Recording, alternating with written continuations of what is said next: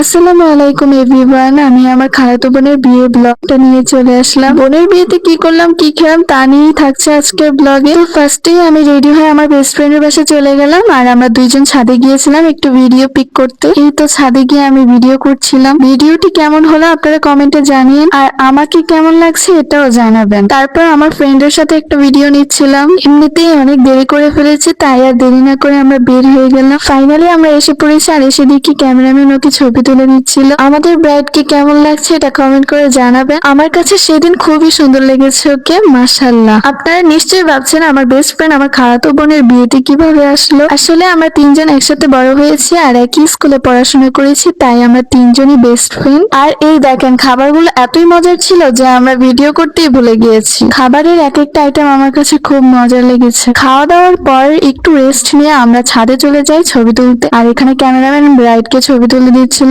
এরপর বিদায়ের সময় আমার বোন সবাইকে বলছিল, আপনারা হয়তো ভাবছেন আমরা কেন কান্নাকাটি করছিলাম না, কারণ ওর কাবিন হয়েছিল আগে, তখন আমরা কান্না করেছিলাম অনেক, তাই এবার আমরা কান্না করছিলাম না। আমার ব্লগটা আপনাদের কাছে কেমন লাগলো কমেন্ট করে জানিয়েন। আল্লাহ হাফেজ।